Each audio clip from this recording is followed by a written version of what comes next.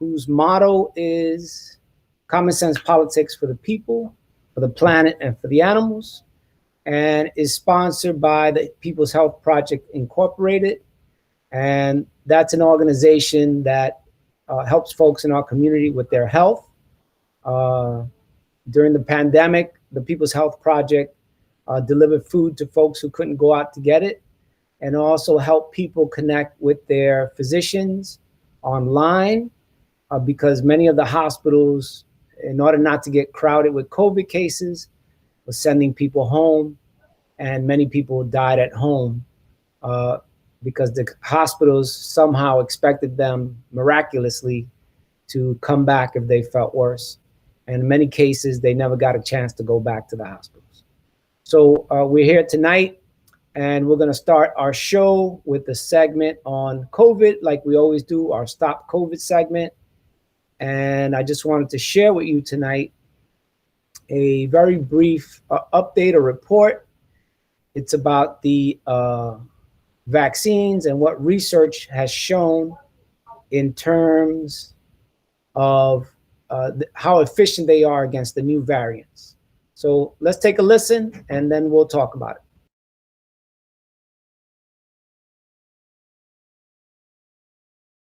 We want to get to the latest on the COVID-19 pandemic. Pfizer is seeking full FDA approval for its vaccine. We want to talk about this, the implications of it, with Dr. Ingrid Katz, Associate Faculty Director at the Harvard Global Health Institute. Dr. Katz, I guess just talk to us about progressing from authorization to approval. How significant of an impact could this potentially have?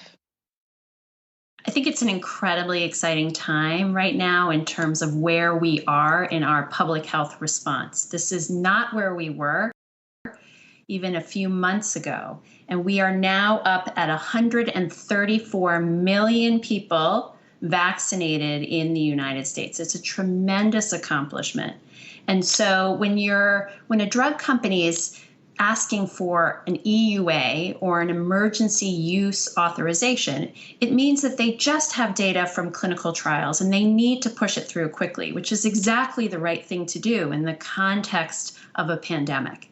Now we have much more data, real world data, to show the efficacy of these incredible vaccines. And so now they are taking the additional step to ask the FDA to essentially grant them true approval as opposed to an emergency use authorization. So how does that take us one step closer to what they call herd immunity? Because the doctors in California are saying that that state will be there sometime in June, possibly July. Right. So this is, again, a very exciting potential opportunity because we know that real world data is really reflecting what we saw in clinical trials, which is that these vaccines are incredibly effective at preventing COVID transmission and also illness. And so when a drug company gets the full license from the FDA, then they are able to directly market to consumers as opposed to going through all of these other channels that they've had to use.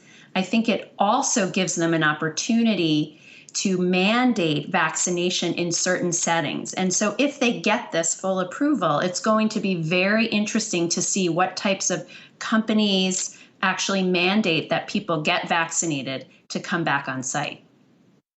So, Doctor, let's talk about what's going on globally, because we also had the WHO approving one of China's vaccines, Sinopharm, for emergency use. How helpful will this be in order to get the pandemic under control on a global scale when there's so many other countries out there, specifically India now, that's seeing record cases day in and day out? Yeah, we have a long way to go globally, unfortunately. I think this has been a very patchwork response globally, and I think it really speaks to the holes that we have inherent in this system, that it really is inequitable. And so what we've seen overall is that countries that are wealthier made very early deals with a lot of these drug companies. Other countries that are very poor have some access through the WHO to get some special vaccinations through that COVAX program, but there's a lot of countries in the middle, like India, like Brazil, that are falling through the cracks and have very few people vaccinated in their country. And so now it's really switched into a complete emergency public health response where people have to maintain social distance, they have to be masking in public. It's really the way things were for us 6 months ago, I would say. Dr. Ingrid Katz, Associate Faculty Director at the Harvard Global Health Institute. Thanks as always for hopping on here.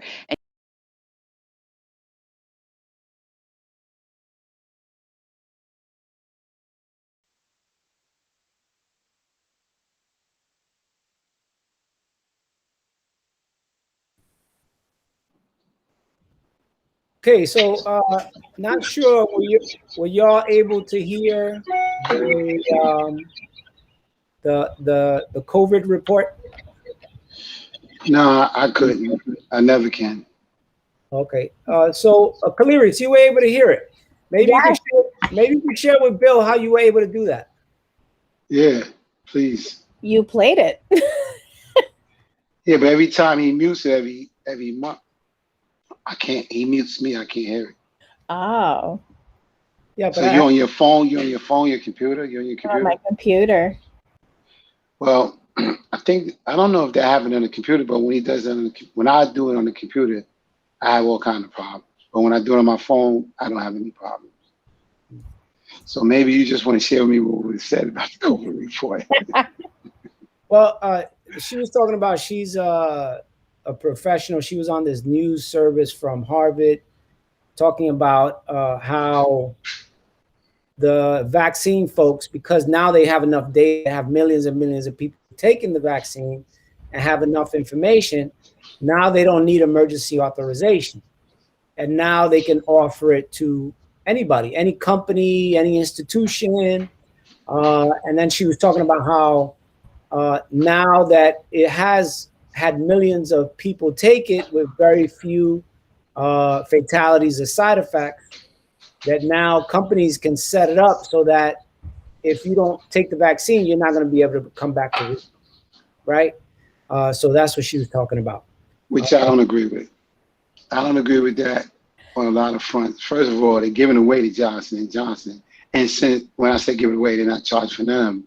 But for instance, in New York, as an incentive, if you're a tourist, you can get the Johnson & Johnson. You don't have to be from the area. They're not giving them Moderna. They're not giving the Pfizer. They're giving you the Johnson & Johnson because they can't give it away, all right? So that's one problem. The other thing, usually when they put something on the market, it's like a 2-year, I don't know, I don't say experimental, but you could say that, period. And they didn't do that. It's not FDA. So for them to not allow you secular employment as if it's the silver bullet, it's kind of like contradictory. They're telling you to take the risk, even with the risk with the Johnson & Johnson, with the blood clot. You know that is all medication have side effects. That is a known side effect. It's a small percentage, that's the 1%. But who wants to take that chance? And because of that, if you think it, and it's not scientific neither, but it seems to me from the reports that I have watched, since the Johnson & Johnson had the issue with the blood clot, the number of people that's been taking the vaccine have gone down, even to the point where states haven't been asking for the optimal amount. They have stopped slowing on the amount, and I'm asking for a smaller amount. And I think it coincides with that. So unless they can prove it, you know, a la quote unquote the flu shot or something like that, then for you not to be able to go to work, I think that's contradictory because they're making a decision for you and it's not really based on solid facts. That's my opinion. Okay, you have any opinion on this, Kaliris? I do. I'm a scientist, so I can talk from that side. The technology that was used to develop both the Pfizer and the Moderna vaccine, we were able to expedite that process because it was experimentally, we had done it with other types of vaccines and other types of experiments, so it didn't have to go through the 2-year clinical trial. we were able to deliver the vaccine in a much quicker pace. Johnson & Johnson uses a different type of technology. They actually deliver the viral pathogen in the vaccine. And so in turn, we might see some side effects that we don't see in Moderna and Pfizer. And that was actually, the Johnson & Johnson has yet to be reinstated. It was pulled off a couple of weeks ago, and folks are not taking the Johnson & Johnson right now, or they shouldn't be. No, it's been reinstated. It's been reinstated. Most Unless of the ones that are being delivered here in New York are Moderna and Pfizer. I won't argue with that. Yeah. So here in New York, we have a little bit over 50% of the population that has already received a vaccine. And so in turn, you are going to see a decrease in uptake. But you're going to see a decrease in uptake because there's also a lot of systemic racism going on, and it's not being delivered into our neighborhoods. And so now it's a logistical issue. Like, how is it that we're going to get it? There's still a lot of older people that are not able to move, that can't get to a clinic, or don't have internet, or don't have a computer, or don't, have other types of access obstacles that we need to address as a community in order to be able to get what folks are saying is going to happen in California over the summer, which is herd immunity. Just today, there was a notice that children from the ages of 11 to 15 are now eligible to get the vaccine. And we think that by September, we'll have kids from the age of 6 and older to be able to get the vaccine. Hold on, Kaliris. Yeah. Everybody knows me. Everybody knows Bill. Maybe at this point, let's take a little pause. Sure. So our watching audience could get to know you. And, since you already started talking, we're already doing this thing. I'm going to let you introduce yourself so you could highlight the things that you want people to know about you. Yeah. So my name is Kaliris Salas Ramirez. I'm faculty at the CUNY School of Medicine.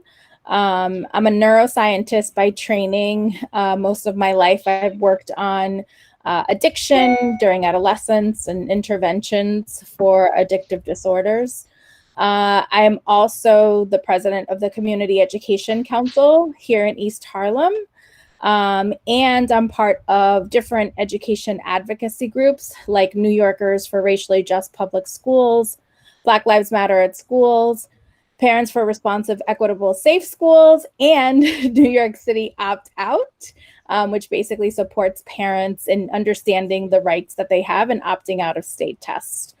I'm also a community organizer, as well as an equity practitioner. So I go around helping institutions think about how to create inclusive, equitable spaces for their communities.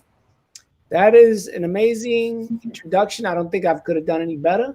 But walk us back to the point around the children getting the vaccine and going back to school in September, because we do want to focus on education tonight. And I think you kind of opened that up for us. So let's go there. Let's go to where we want to get. Yeah.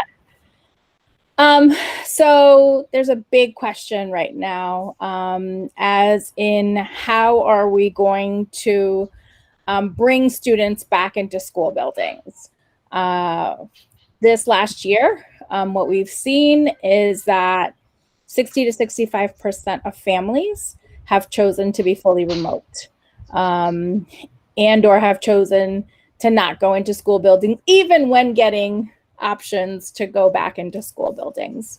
The Department of Education is implementing what they call their Summer Rising program, which is going to be a summer enrichment program where all schools will be open and children from kindergarten to high school will have an opportunity to engage in some summer enrichment program.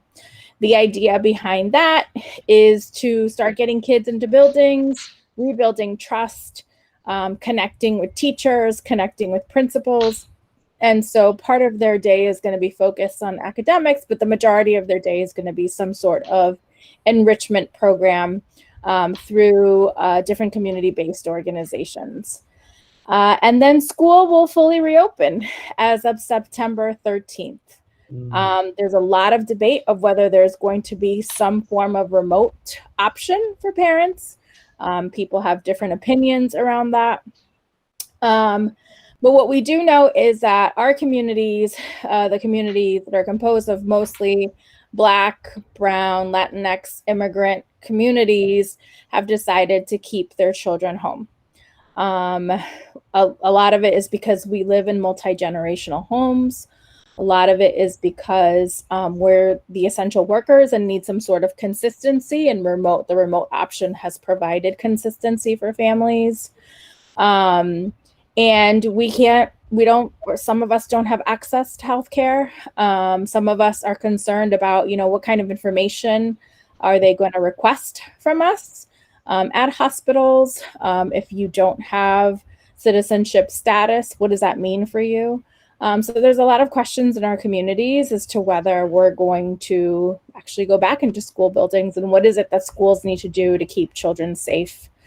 It's been interesting because the Department of Education and the city have not been transparent in reporting COVID cases in our buildings. In other states, what you see is that there are full dashboards of the cases that are in school buildings, and you can track it back weeks, sometimes months. We get a snapshot. And if you're not paying attention, you don't know what happened at any given day in schools in New York City. That reminds me, let me just interrupt a second. That reminds me of Florida, because Florida had this health commissioner who was being very transparent, who was providing all of the information about, infection rates and in the schools and in the community and the state at large. And then she got fired. But then she downloaded all the information from the state and then published it. Yeah. Right. So, states, municipalities, they are, you're right. They want to keep this information to themselves and don't want to be able to share it with the community that needs it. So, I remember that case. And I don't know if you remember the case it was a young woman in Florida. She was the health commissioner. I think she was a doctor.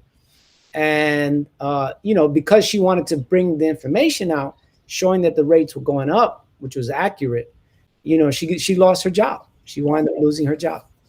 Meanwhile, here in New York, Jay Varma, who is the medical advisor to Mayor de Blasio, published a paper a couple of months ago on the data that was collected the first 8 weeks of school once we reopened. And if anybody remembers those first 8 weeks, one, we had a shutdown a couple weeks after schools opened. Mm-hmm. Two, we were only mandated to test 20% of the students that were going into school buildings once a month, different than what it is now. Now it's once a week. Mm-hmm. And at the time, we were only testing children that provided consent. And so out of the 20% of children that were going into buildings, we were sampling 20% of those children, only 10% actually provided consent. Mm-hmm. So the data was extremely limited. Right. However, he published a paper saying, we're safe. Mm-hmm. We're absolutely safe. School buildings are safe. Everybody's safe. Everybody's fine.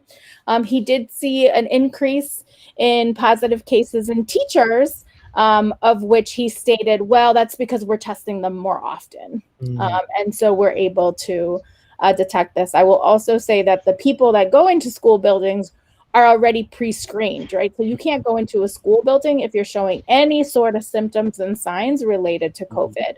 So you can't say that you're sampling randomly because you're already pre-screening your sample in addition to the fact that they needed to provide consent in order to be tested.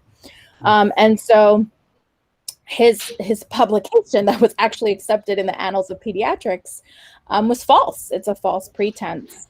Right. A couple months ago, we were looking at the data, and you could look at Professor Jen Jennings, who has also been looking at the data. And a couple months ago, schools had higher community spread than our actual communities. Mm-hmm. And we were seeing that 1 in every 9 teachers that goes into a school building gets COVID, and 1 in every 25 children.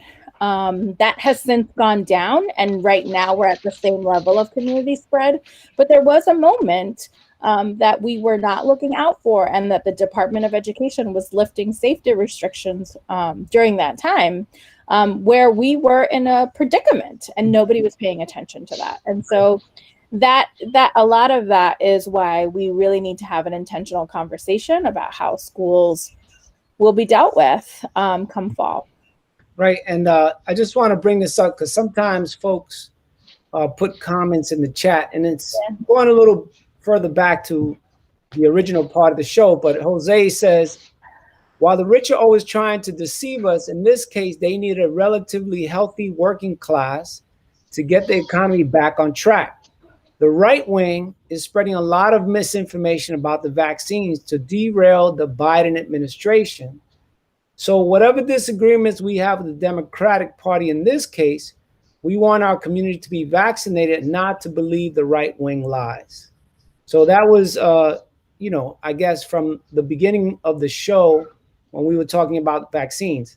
And, let me just say that vaccines were invented in Asia and in Africa. That's the birthplace of vaccines. And, vaccines back in the day was you would get somebody who's sick already, you get some saliva, pus, or whatever, and then you would put it under the skin of a healthy person so that they could develop some type of immunity.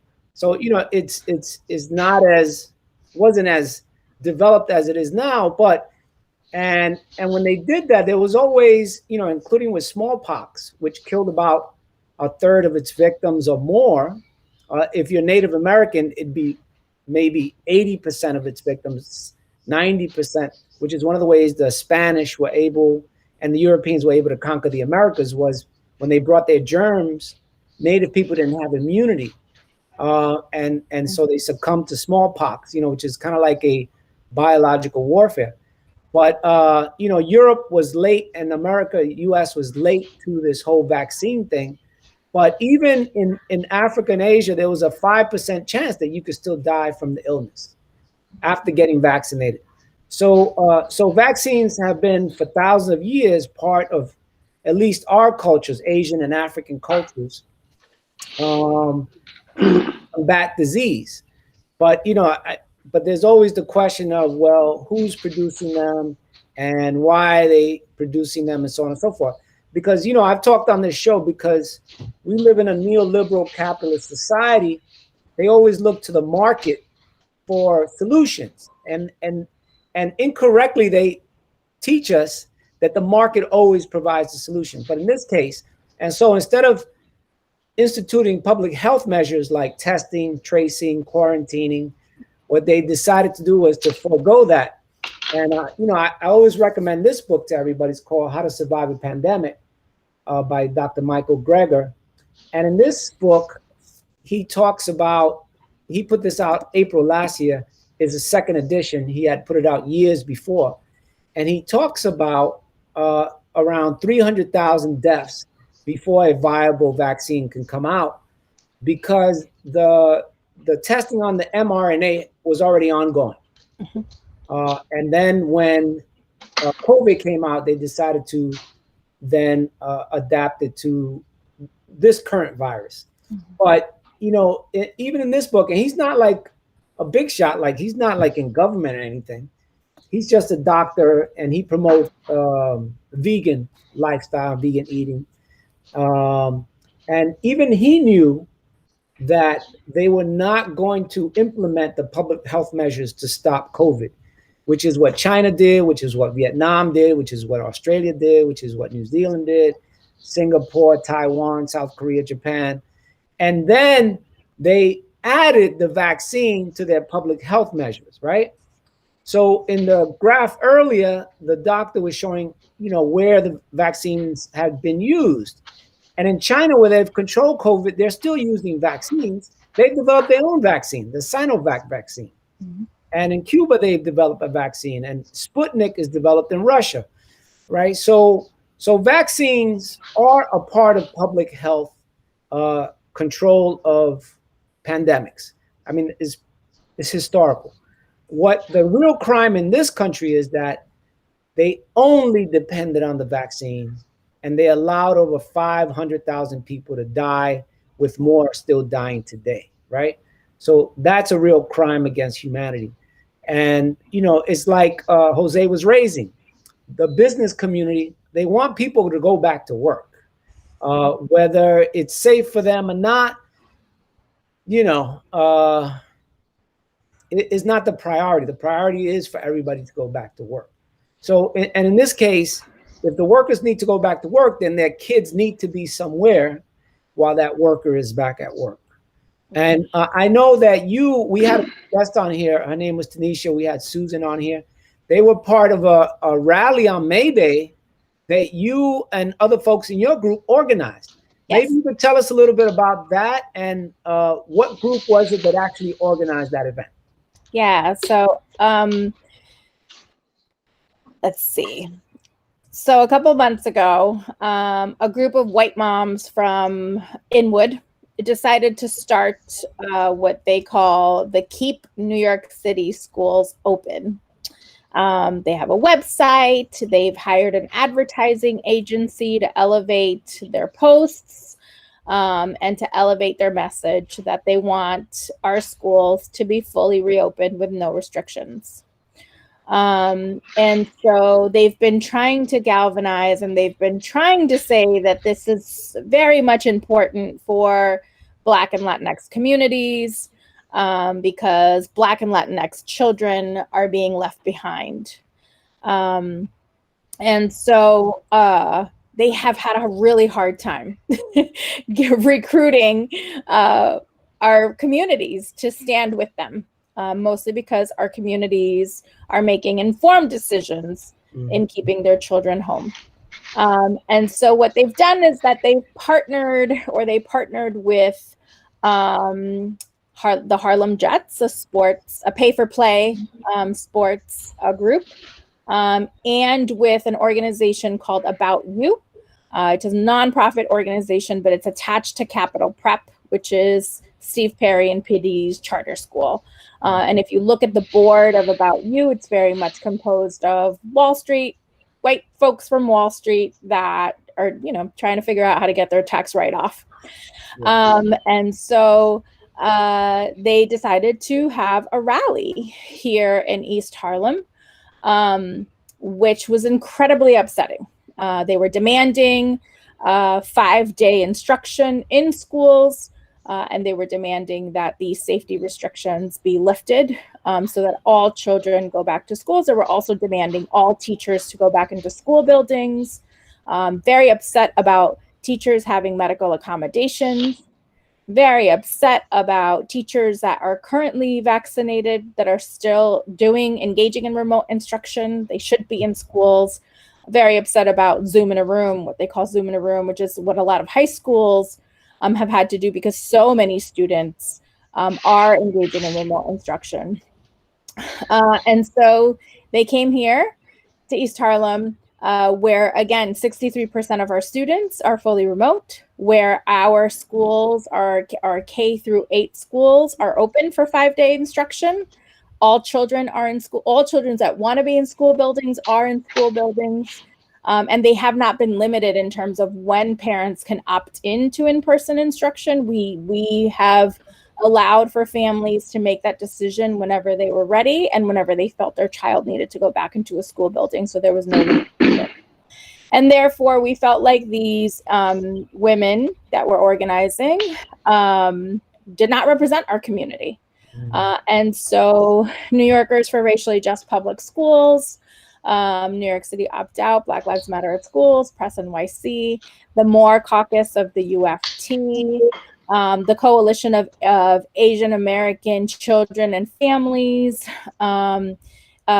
Justice Center en el Barrio, Friends of Harlem Art Park, East Harlem Preservation, Young Bucks Sports. We're all 12 of us came together and organized. We decided to actually do a counter protest literally 48 hours before their rally. but we were able to galvanize 60 people from the community to counter there are roughly about 100 parents there, along with the Harlem Jets. And Andrew Yang and Catherine Garcia came and stood with them in solidarity with their demands.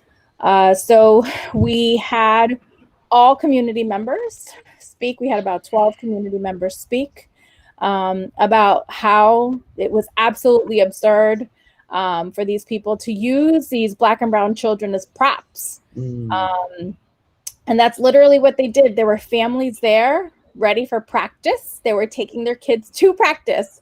And all of a sudden they're like, why are all these white people here?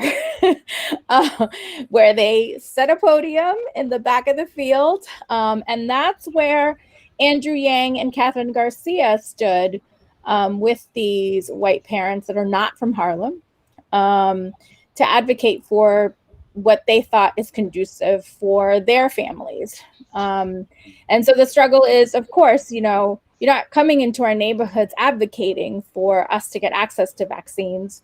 You're not coming into our neighborhoods saying, let's get more devices into kids' hands, or let's get free broadband, or let's make sure these families have food on the table, because we have a third of our kids that are students in temporary housing. But you're coming in here to demand 5-day instruction when you have a nanny and tutors at home.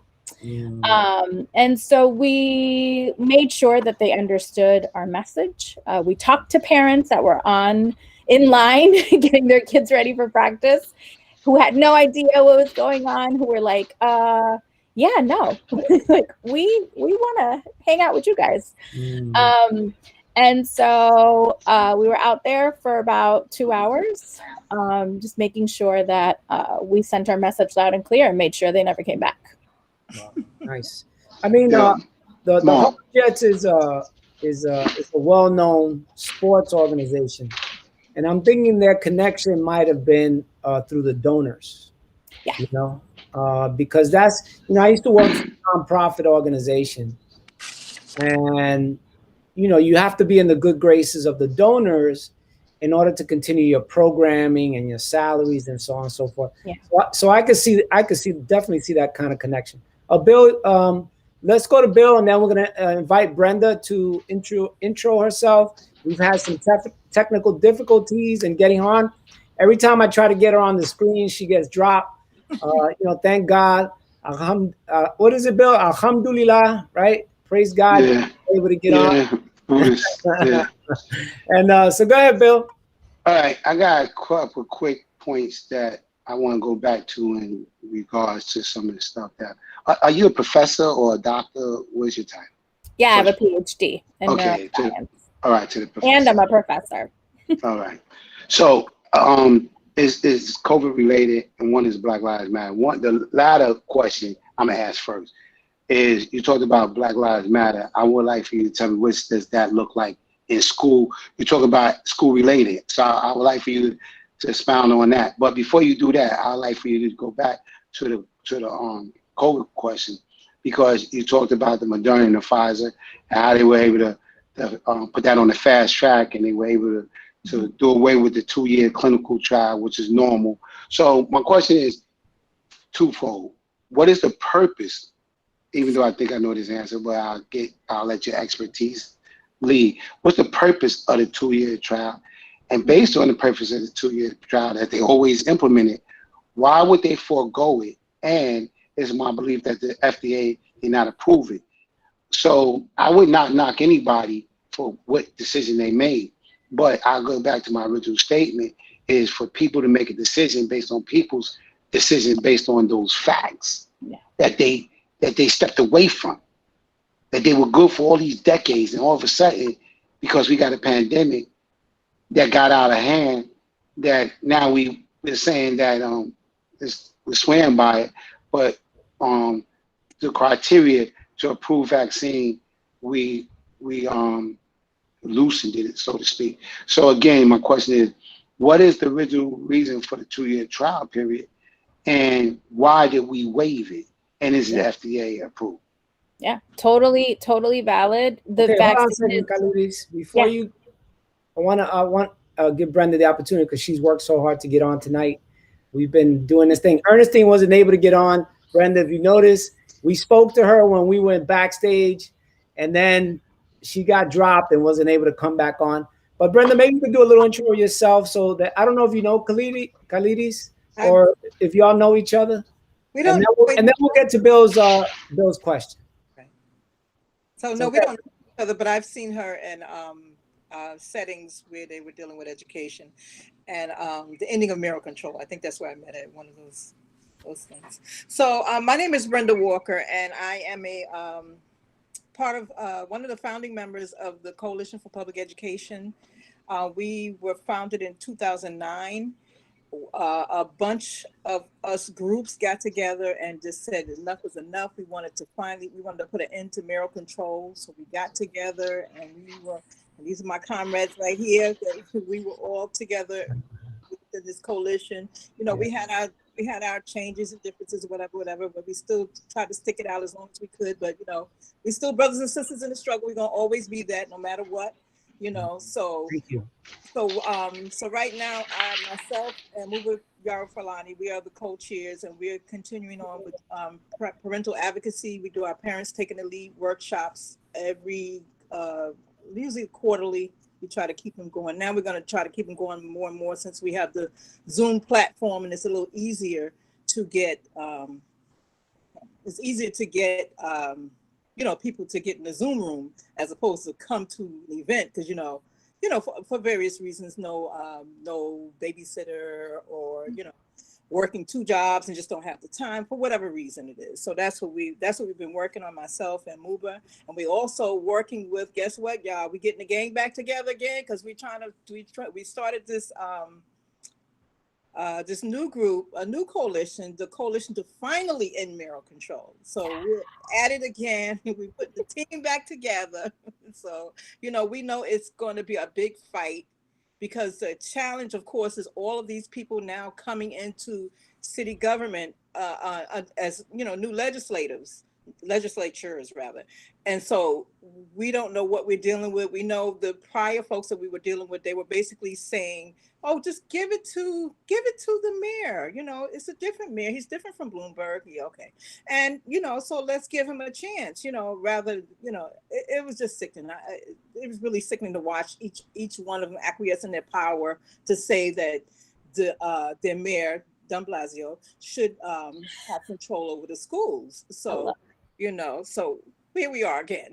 We are fighting this. We just had a soft launch on the May 2nd, I think. Oh, see, it was really soft. So we're just pulling everything together again. So I will definitely let y'all know, keep y'all in the loop of when we're ready to have those planning sessions and roll up our sleeves and get busy again. And we got a war chest of things to fight against because we've done this work. I see Ernestine coming up there. So we've done this work for decades. So here we go again. Yeah, excellent. So definitely keep us in the loop. Yeah. Because the first time we worked together, we did a lot of great work. Yeah. Some things got rocky, didn't quite work out. Yeah. But, thanks to God and his blessings, we could make right what we did wrong the first time. We could learn, especially me, we could learn from our mistakes. And, let's go. Let's do it. So, just keep us in the loop and let's make it happen. So I'm kind of working here with Ernestine to try to get her on. She was on briefly. So I'm going to keep working with her. Bill, you're going to have to take over. And, I'm waiting. Now we can go to Kaliri's response to your question. So let me work with Ernestine. I'll be back. I'm going to try to get her on. Right. I will say that we are very committed with you, Brenda, whatever we can do to end mayoral control. It's a little scary that all of these candidates, except for Diane, have openly said that they will continue with mayoral control and have no active plan. And Diane is still working on a plan, but she has said that mayoral control does not work, which we can work with. As for the other folks, oh Lord. Anyway, different conversation. So, Bill, I did want to address your questions because they're very incredibly valid. And when I go out into the community, I definitely, my goal is, as somebody that can help deliver this information, is to be as transparent and as honest so that people can make the right decision for them. Whatever you choose, whether it's to be vaccinated or not vaccinated, that's a personal choice, and you're absolutely right about that. As of right now, the FDA has not approved the vaccine, and that's the process. That was part of the video that that Mark showed, that now, because we have enough evidence of the number of people that have taken the vaccine, it's 1.24 billion people across the country, across the world, we're able to say that it's safe. And so now it's going to move on to that approval. And so with that, then other companies can also figure out other ways to deliver the vaccine. We were able to expedite that because, one, of the crisis, but also because of the resources that were provided, and because the technology is not new. So all of the things that we would have to go through in those 2-year clinical trials, in terms of whether if the technology is new, if it was safe, we had data on that. And so we were able to expedite that process. And so clinical trials, the way that they work is somebody creates something in their laboratory. You go into doing in-house experiments in the laboratory, which typically are in animals or on cells. And then that moves into a very short, small population of individuals that agree to be part of that study. That typically goes then to a larger population of individuals, and that takes roughly, it could take anywhere from 2 to 5 years for a medication to actually get on the market. And so again, we were able to expedite that, 1, because of the crisis, and 2, because there were actual resources put in to generate that data in a quick way. And I don't know if that is sufficient of an answer. I can't hear you. All right, now, yeah, Mark had me muted. Well, I mean, that's your answer, and who am I to knock your answer? All I know is the fact that, you can't tell me that, and when I say you, I'm talking in general terms, tell me that because X amount of people have been vaccinated, that substitutes the 2-year period of trial and error before they put it out there. Because even the people that's been released to, say you was going to do it with a 2-year period, and say you had that many people to do it, they still would reserve their findings if it was the FDA approved based on the 2-year period. Just like, for instance, the Johnson & Johnson. Had they had more time, maybe they would have gave out a vaccine that wasn't creating blood clot, therefore creating deaths. So, I'll go back to my original statement. I just don't think that people's jobs should be on the line based on the X factor. And we are the X factor. It's pros and cons. Everybody have to weigh them on individual basis. But I would say that we also can classify ourselves as guinea pigs because it's still under that 2-year incubation period. Based on that, I think that, my original statement stands. So, I just wanted to ask you that because I just thought that we're going to touch on COVID, that we shouldn't cross it over, that we should address it. And I'm pretty sure that I'm not the only person that asked that question. So, thank absolutely. you. The other question, thank you. I didn't mean to cut you off. The other question, if you could briefly answer it, because we got Ernestine on, I don't want to lose her, is, okay, you talked about the Black Lives Matter. Basically, all things that you talked about in school, it's all racist driven. It's just different umbrella or grassroots organization. So how does the Black Lives Matter affect your group in attacking it? If you could briefly give me an answer. We did lose Ernestine. So the way that we engage in the Black Lives Matter group, the Black Lives Matter at Schools group is a national organization. We have a website, feel free to go on. There's a national steering committee and a local steering committee for what happens in New York City. The national steering committee is all Black educators across the country. And we basically develop curriculum as well as events that center the 13 principles of the Black Lives Matter movement. And so the idea is to provide lessons to provide resources, for teachers to be able to talk to children about race, and to be able to provide what we now are calling, the fancy word, culturally responsive and sustainable education.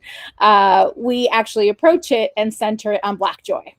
And so we center the 13 principles. As I said, we have for the last 4 years, we've celebrated what's called the Week of Action. And so we've had a week that across the city, we have different events at different schools, parks. We have a rally, and we also have 4 demands. And our 4 demands are to end zero tolerance disciplinary actions and engage in restorative justice practices.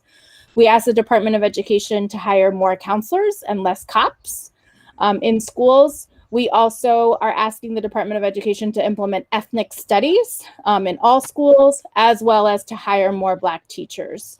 And so every year we bring in teachers, students, community-based organizations. We have weekly and then we have monthly and then transition into weekly meetings where we support school communities to be able to engage in the Week of Action. And then we have these events in the schools across the city. Last time we had about. All right. I'm gonna jump in because I want to get Ernestine. And the only thing that I want to say before I bring Ernestine in, and she can speak on this too. I think if you really want to deal with Black Lives Matter and you want to change the culture, because I always bring it back to Africa, because we're the only people besides Native American that's not immigrants, because we didn't choose to be here. Right. We were stolen from our land and we were brought here, forced by force. So if you really, if anybody, individually, collectively, institutional wise, wants to really address the disparity and the crime against humanity, what have you, as it talks about the African diaspora, there has to be a fabric of the curriculum. They have to tell the truth. They have to stop talking about Columbus. They have to talk about the Middle Passage and what is done in the separation and things of that nature. Yeah. And until they do that and they get serious about that, and white kids can come out having a clear understanding of the atrocity at the hands of their forebearers, their grandparents, their great-grandparents, and so forth and so on, then we're just spinning our wheels. It's window dressing. And I know we need to have a show strictly for that, to give it the respect that it's due. But I want to bring in Ernestine, because as Brenda, she's been on the forefront and on the struggle. Matter of fact, she actually kickstarted the whole public school, charter school debate in earnest by sitting in front of her classroom, and that started on PS 123. So at this time, I want to bring in Sister Ernest Augustus. Hi, good night. Good night. Can you hear me? Yes, we can hear you. Okay. So there's so many issues with DOE in terms of what we are teaching the children about our history and promoting or encouraging, I should say, our children to engage in social justice, because they're the ones that are being jilted actually socially in the public schools. You're right, we don't have enough Black teachers in our schools, and part of the mission of DOE is not to hire Black teachers to be placed in those schools where we would grow a better, I would say, curriculum for our kids to be engaged in. Because when you teach children about themselves, they receive the information quite willingly, in terms of our inventors. Mm-hmm. I've had teachers that came to me when I'm retired, by the way, but when I was a chapter leader in my school, and a teacher came to me and said that the principal and her mentor walked into the room and told her that Barack Obama was irrelevant. Wow. And these were both 2 Caucasian women. Well, when I heard that, I made my room Barack Obama's room. And they walked in, and you have to have teachers who are fearless, because most teachers are fearful, because most teachers are breadwinners for their family. So they they become fearful and decide that, it wouldn't be a good fight. But if we stand up, we would have better fight for our kids, because what they do to our kids is just criminal in these public schools. We have a pacing calendar that you're supposed to follow, regardless if the kids have gotten the work. And if you don't get step one, you can't go to step two. And I've often, when they, for me, it was easy to say, um, put a letter in my file. I didn't care, because I know what the end results would be. So we have our teachers fighting. Some of them are still fighting in these schools to get these kids a better education all around, because um, the testing issue, the opt-out, should be an opt-out for all kids.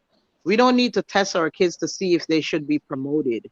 Our kids should be doing work, thinking, processing, logically, critically, analytically, and they don't learn to do those things because they do is test prep all year. Yeah. And then they still fail the test. Mhm. And then when they fail the tests get what? A bell curve in order for all of them to pass, so that our educated mayor can look well educated. It's sad. It is a sad situation. So, and I heard that Eva Maskowitz is now fighting for more Yes, public school property, Oh yes. yeah. and She never stopped. that that right there is kids. She Her test is not included in the public school scores. But when they test their kids and they realize that they're going to fail the test, they send them back to the public school, and we take the brunt of the failure. And these kids, we know that they don't pass these tests, because when her children take that um, specialized test in 8th grade, she's never had a kid to pass that test yet. Right. So there's so much to be fixed in the system.